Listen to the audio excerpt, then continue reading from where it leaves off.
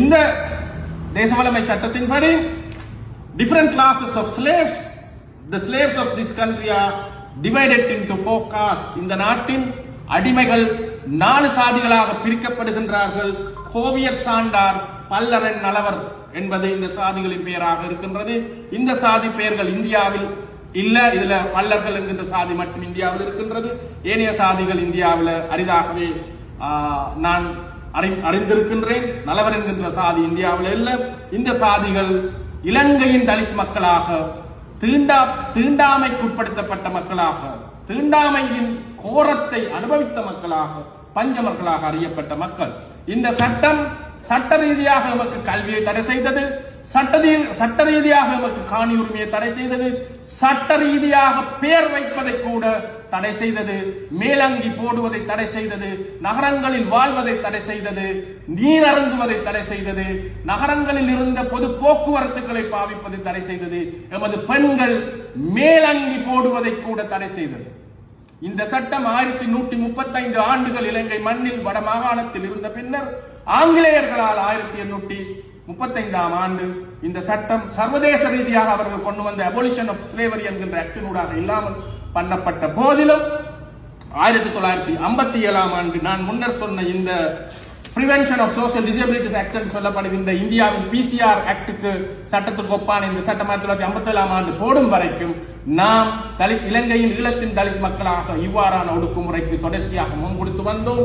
இந்த சட்டம் போட்ட பின்னர் இலங்கையில் இன்று தமிழ் தேசியம் பேசுகின்ற அரசியல்வாதிகளின் அன்றைய பாட்டன் கூட்டனான அடங்கா தமிழன் சுந்தரலிங்கம் என்று சொல்லப்படுகின்ற இந்திய பார்ப்பனியத்தின் பிரதிநிதி போல இலங்கை ஈழத்து சைவ வெள்ளாளிய சாதிய சித்தாந்தத்தின் தமிழ் தேசியத்தின் பிரதிநிதியாக இருந்த அன்றைய ஒரு பாராளுமன்ற உறுப்பினர் இந்த சட்டத்தின் ஊடாக தண்டிக்கப்பட்டார்.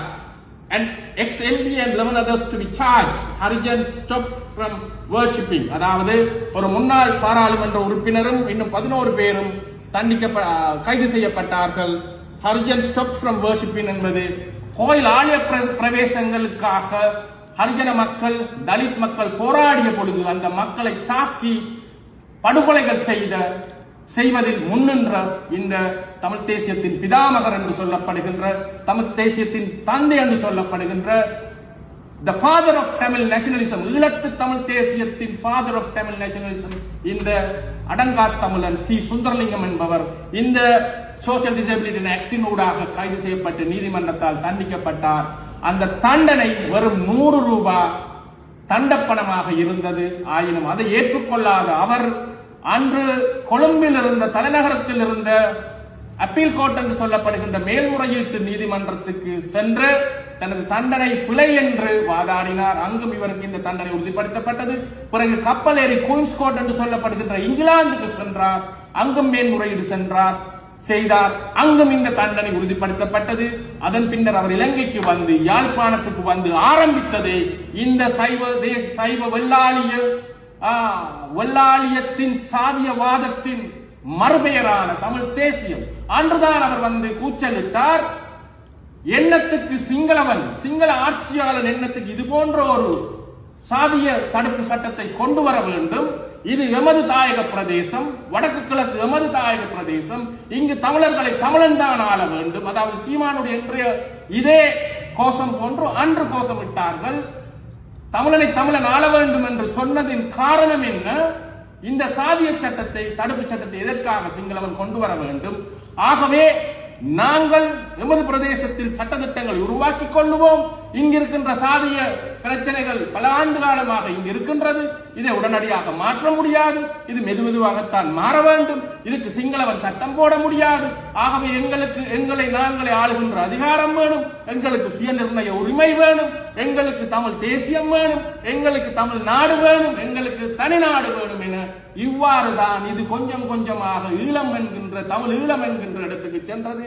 இந்த சைவ வெள்ளாளிய இந்திய பார்ப்பனியம் போன்ற இலங்கையின் சைவ வெள்ளாளிய அடிப்படைவாத சாதியவாதத்தின் ஏவல் நாயாக புலிகளை இவர்கள், இந்த அமிர்தலிங்கம் போன்றவர்கள், எஸ்ஜேவி செல்வநாயகம் போன்றவர்கள், சுந்தரலிங்கம் போன்றவர்கள் பாவித்துக் கொண்டார்கள். பிரபாகரனுக்கு இது குறித்து எந்த விதமான அக்கறையுமற்ற ஒரு மனிதராக இருந்ததால் அவர் தனது அரசியல் தேவைக்காக, தனது அதிகார போட்டிக்காக, தனது அதிகாரத்தை தக்க வைப்பதற்காக இந்த சாதிமான்களின் ஏவல் நாயாக வேலை செய்தார். அவ்வளவுதான் இங்கு நடந்த வரலாறு. ஆகவே நாங்கள் ஈழத்தில் இருக்கின்ற தலித் மக்களாக, தமிழ்நாட்டில் வாழுகின்ற ஒடுக்கப்பட்ட மக்களுக்கும், இஸ்லாமிய மக்களுக்கும், கிறிஸ்தவ மக்களுக்கும், ஏனைய சிறுபான்மை இன மக்களுக்கும் கூறிக்கொள்வது என்னவென்றால், வட இந்திய சைவ இந்துத்துவ அடிப்படைவாதத்தின் பிரதிநிதிகளாக தமிழ்நாட்டில் செயல்படும் சீமானையும், நடிகர் விஜய் அவர் அரசியலில் சாதாரண சராசரிகளுக்காக கொண்டு வரப்பட்டிருக்கின்றார். அவருக்கு இன்னும் அரசியலே தெரியவில்லை என்பது மிக ஆழமாக தெரிகிறது. அவர் ஒரு புறம் இருக்க, உங்களுடைய தேசிய ஒருமைப்பாட்டுக்கும் இந்தியா என்பது ஒரு புளூரலிஸ்டிக், அதாவது பன்முகத்தன்மை உள்ள ஒரு நாடாக, பன்முகத்தன்மை தான் அந்த நாட்டின் பலமாக, பன்முகத்தன்மை தான் அந்த நாட்டின் அழகாக கருதப்படுகின்ற ஒரு நாடை சீமான் என்பவர் எங்களுக்கு ஆபத்தானவர் அல்ல, உங்களுக்கு மிக ஆபத்தானவர். இந்தியா என்கின்ற பல்வேறு மதங்கள், பல்வேறு இனங்கள், பல்வேறு மக்கள் வாழுகின்ற ஒரு நாட்டில் தமிழனை ஆள வேணும், தமிழன், தெலுங்கன், வடக்கன், கன்னடன் என்று பிரிவினையை உருவாக்குகின்ற இந்த நபர் தடை செய்யப்பட்ட ஒரு இயக்கத்தின் கொடிய பயங்கரவாதி என்று 35 நாடுகளுக்கு மேல் பட்டியலிட்ட ஒருவரின் படத்தை தாங்கி பிடித்துக் கொண்டு உங்களை ஏமாற்றிக் கொண்டு அரசியல் செய்வதை புரிந்து கொள்ளுங்கள். சீமானுக்கு கொஞ்சமேலும் ஈழத்தமிழர்கள் மீது அன்பு இருந்திருந்தார், இவர் பேசுவது உண்மையாக இருந்திருந்தால், தனது காலடியில் இருக்கும் 1.5 லட்சத்துக்கும் மேற்பட்ட ஈழத்தமிழ் அகதிகளை போய் பார்த்திருப்பார், அவர்களுக்கு பணிவிடை செய்திருப்பார், அவர்களுடைய துயர் பகிர்ந்திருப்பார். அது எதுவும் செய்யாது இந்த மாதிரியான வல்லாளிய தமிழ் தேசியத்தை முன்னிறுத்துகின்ற, ஒடுக்கப்பட்ட மக்களுக்கு எதிரான சித்தாந்தத்தை முன்னிறுத்துகின்ற சீமான் தோற்கடிக்கப்பட வேண்டும். அவர் ஏலவே தோற்கடிக்கப்பட்டவர், தோற்கடிக்கப்படுவார், அதில் எந்தவித சந்தேகமும் இல்லை. விஜய் இன்னும் அரசியல் பேசவே ஆரம்பிக்கவில்லை. ஆகவே அவரை நாங்கள் விடுவோம். ஆனால் இளைஞர்கள் பாரிய அளவில் அவருக்கு பின்னால் அந்த சினிமா கவர்ச்சிக்காக போவது தெரிகிறது. ஆகவே இந்திய தமிழ்நாட்டு படித்த இளைஞர்களிடம், விழிப்புணர்வு உள்ள இளைஞர்களிடம் கூறிக்கொள்வது, ஒரு நடிகனாக அரசியலுக்கு வருவதில் எந்த விதமான தவறும் அல்ல.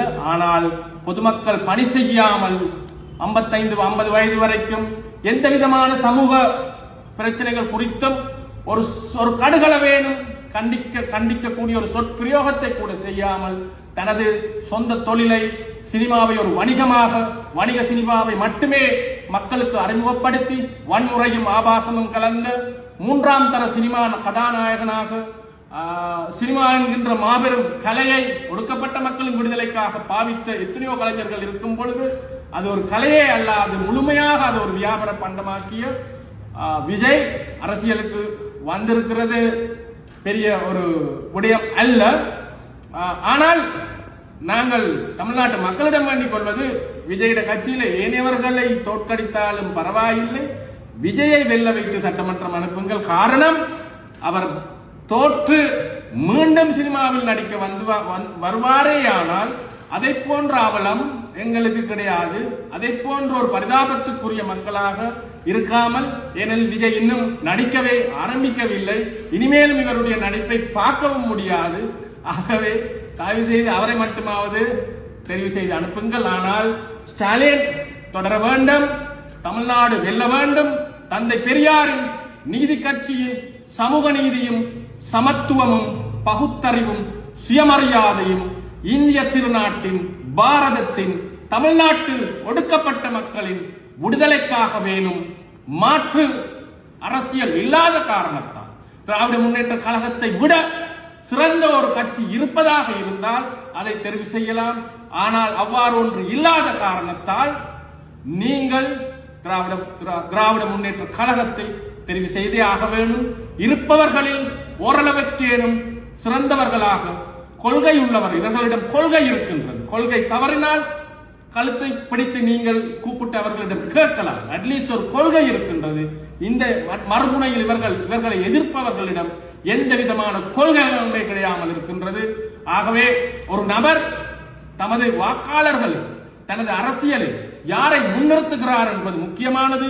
கொலை செய்தவர்களையும் வன்முறையாளர்களையும் ஒரு பாரத தேசத்தின் பிரதமரையே அந்த நாட்டில் வைத்து கொலை செய்தவர்களை, பாரதத்துடன் போரிடம் அண்டை நாடான பாகிஸ்தான் கூட அந்த நாட்டு தலைவன், ஒரு அரசியல் தலைவர் ஒருவரை கொள்வதற்கு அஞ்சியிருந்த வேளையில் 2002ஆம் ஆண்டு சமாதான காலத்தில் கிளிநொச்சியில் நடந்த பிரபாகரனின் பிரஸ் மீட் என்று சொல்லப்படுகின்ற ஊடகவியலாளர் சந்திப்பில் ஒரு ஊடகவியலாளர் கேட்கின்றான், உங்கள் மீது இன்டர்போல் என சொல்லப்படுகின்ற சர்வதேச போலீசார் பிடியாணை பிறப்பித்திருக்கின்றார்கள், இந்தியாவின் கோரிக்கைக்கு அமைய ராஜீவ்காந்தியின் கொலை தொடர்பாக உங்களை கைது செய்து கொண்டு வருமாறு என்று கேட்கும் பொழுது அவர் சும்மா ஒரு அந்த மிக மிக கொச்சையாக மிக தாழ்வாக நடக்கிற கதையை கதைக்க சொல்லுங்க என்கின்ற ஒரு பதிலை மிக திமிராக தெரிவித்திருந்தார்.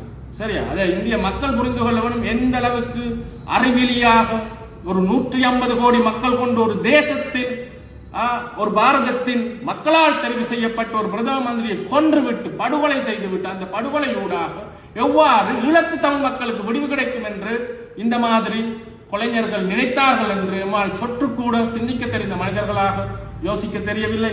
ஆகவே இந்த மாதிரி கொலைகாரர்களை முன்னிறுத்துபவர்களை விட விஜய் ஓரளவுக்கு எனும் குறைந்தபட்சம் தந்தை பெரியாரையும் அண்ணல் அம்பேத்கரையும் தனது மேடையிலாவது வைத்திருக்கின்றார். ஆனால் இதை அவர் தனது சினிமாவில் செய்திருக்க வேண்டும். அவருக்கு உண்மையிலேயே அம்பேத்கரின் கொள்கைகளிலும் தந்தை பெரியாரின் கொள்கைகளிலும் பிடிப்பிருந்திருந்தால், இந்த கொள்கைகள் இளைஞர்களுக்கு மத்தியில் சென்றடைய வேண்டும் என்று நினைத்திருந்தால், தான் சினிமாவில் நடித்த படங்களில் இவற்றை புகுத்தி இருக்க வேண்டும். அதனூடாக இலகுவாக சினிமா என்கின்ற வலிமையான காட்சி ஊடகம் ஊடாக இன்று இவருக்கு பின்னால் விசிலடிச்சான் குஞ்சுகளாக இருக்கின்ற அரசியல் தெரியாத உடலைகளின் தலைகளை கொஞ்சமேனும் தெளிவூட்டி இருக்கலாம். விஜய் அதை செய்யவில்லை. ஆகவே விஜயினுடைய அரசியல்ல எந்த விதமான கொள்கை பிடிப்பும் இருப்பதாக தெரியவில்லை. வேறு மாற்று திட்டங்கள் தமிழ்நாட்டில் இதுவரை இல்லை. ஆகவே தொடர்ந்து ஸ்டாலின் நீடிக்கட்டும், தமிழ்நாடு வெல்லட்டும். ஜெய்பீம். திமுக வெல்வது உறுதி. மே 4ஆம் தேதி உங்களுடைய வெற்றி நிச்சயம். அதன் பின்னர் பேசுவோம். நன்றி, வணக்கம். சுவிட்சர்லாந்துல வீடு வாங்க போறீங்க, இல்ல ஆல்ரெடி உங்களுக்கு அங்க வீடு இருக்குன்னா இந்த வீடியோ உங்களுக்காக தான். ஸோ ஸ்கிப் பண்ணாம ஃபுல்லா பாருங்க. ஒரு மனிதனுக்கு வீடு அப்படிங்கிறது ரொம்பவே அத்தியாவசிய தேவை. அத்தியாவசிய தேவைகள்ல முக்கியமான பங்கு வகிக்கிறதே இந்த வீடு தான். ஸோ அப்படி வீடு வாங்குறது, விற்கிறது, இது சம்பந்தமா உங்களுக்கு இருக்கிற நிறைய ப்ராப்ளத்துக்கு சொல்யூஷன் தர ஒரே இடம் தான் உங்கள் செல்வாசக். Your future our vision. இப்போ சுவிட்சர்லாந்துல வீட்டோட வட்டி விகிதத்துல நல்ல மாற்றம் வந்திருக்கு, நிறைய குறைஞ்சிருக்கு. ஸோ நீங்க ஏதாவது அக்ரிமெண்ட் போட்டு வச்சிருக்கீங்கன்னா இப்பவே அதை ரெனிவல் பண்ணி மாற்றி வச்சுக்கிட்டீங்கன்னா உங்களுக்கு நிறைய ப்ராஃபிட்ஸ் இருக்கும். ஸோ இது சம்பந்தமா உங்களுக்கு ஏதாவது அப்டேட்ஸ் வேணும், இந்த மாற்றத்துல உங்களுக்கு ஏதாவது டவுட் இருக்கு அப்படின்னா மறக்காம ஸ்கிரீன்ல தெரிய நம்பர் கால் பண்ணுங்க. சுவிட்சர்லாந்துல நீங்க வீடு வாங்கணும் இல்ல வீடு விற்கணும், அந்த மாதிரி ஏதாவது உங்களுக்கு தேவைகள் இருந்தா மறக்காம எங்களை காண்டாக்ட் பண்ணுங்க. உங்களோட எல்லா தேவைகளையும் உங்க ஃபேமிலியில ஒரு மெம்பரா இருந்து நாங்க பார்த்து பண்ணி கொடுப்போம். இது உங்கள் செல்வாசக். இச்செய்திகளுக்கு பிரதான அனுசரணை செல்வாசோக் இமோபிலியன், சுவிஸ் நாட்டில் முன்னணி நிறுவனம்.